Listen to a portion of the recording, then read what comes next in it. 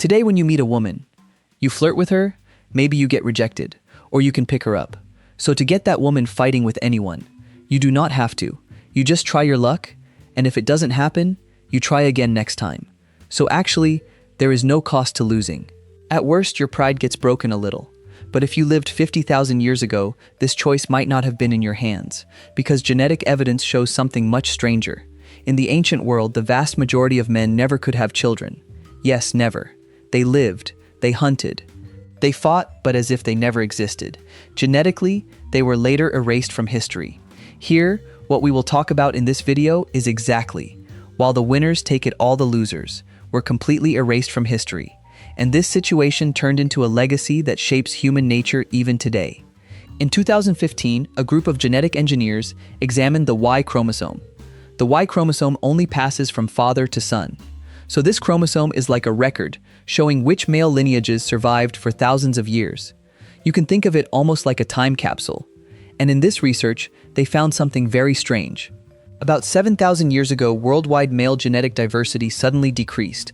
On the female side, however, there was no such collapse. Because the lineages of women were quite diverse, thousands of different female lineages had continued for generations. But as if on the male side, almost all men disappeared at once. Here, scientists called this event the male bottleneck. The numbers were truly shocking. According to some estimates, at that time, only one male for every 17 women could have a child. So while almost all women had children, the vast majority of men could not have children at all. Think about this by imagining a tribe with 100 women.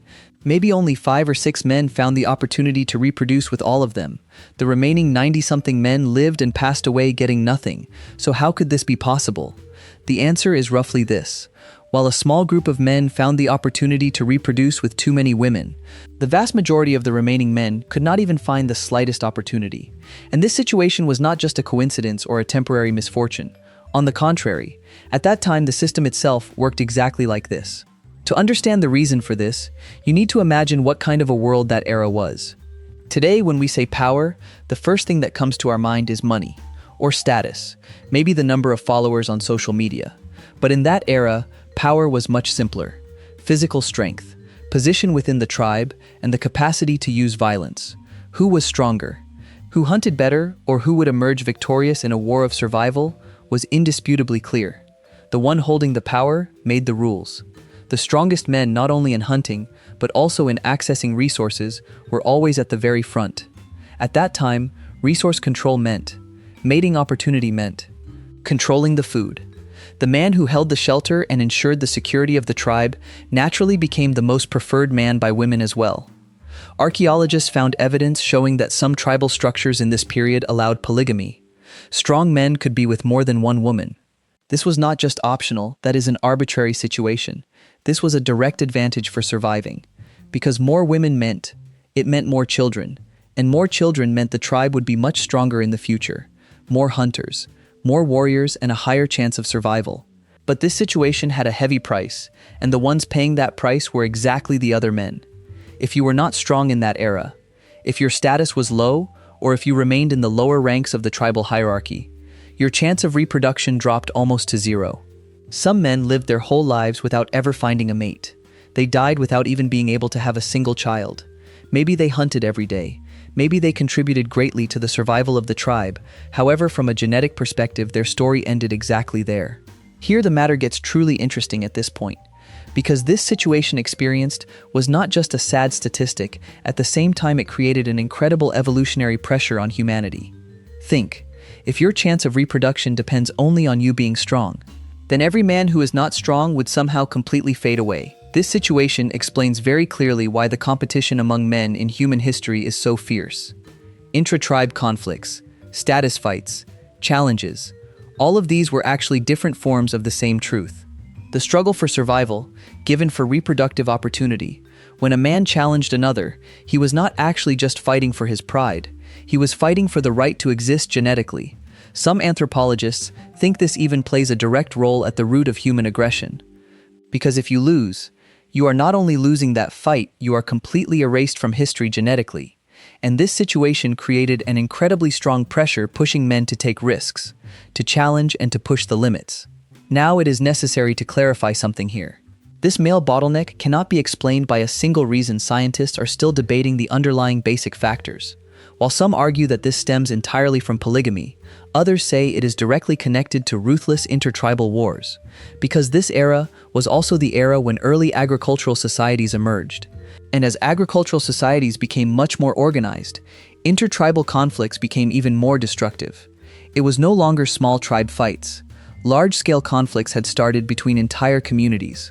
According to some researchers, strong tribes completely destroyed rival tribes. The men of the winning side found the opportunity to reproduce with the women of the defeated side. As for the men of the defeated side, they were either eliminated directly or could never continue their lineage, when a tribe was completely destroyed and wiped off the map. That tribe's male lineage completely vanished along with it as well. If this is true, then this bottleneck does not just stem from the internal structure of a single tribe. It means it stems from ruthless competition between tribes, and this makes the picture much darker. Actually, both theories do not exclude each other. Probably both were happening at the same time. While strong men inside the tribe were with more women, outside the tribe, strong tribes were crushing the weak ones. The same ruthless rule operated on two different levels. The result didn't change. A small group of men carried most of the genetic heritage, and this heritage still continues to live with us even after thousands of years. Now let's concretize this a little more. If you think of every human living today, you see that the kinship network on the mother's side is incredibly wide and diverse. But on the father's side, when you go back up to a certain point, this network suddenly narrows.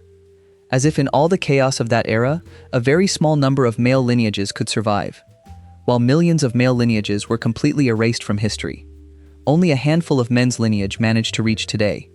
Here, this is why millions of men living today are actually the grandchildren of a very small number of lucky men who lived in the ancient era. And the lineage of the rest of the men, thousands of years ago, completely ended, leaving no trace behind them. So what does all of this mean for you today? Actually nothing, because today's world is no longer that world. Today, your chance of reproducing does not depend on physical strength or tribal hierarchy.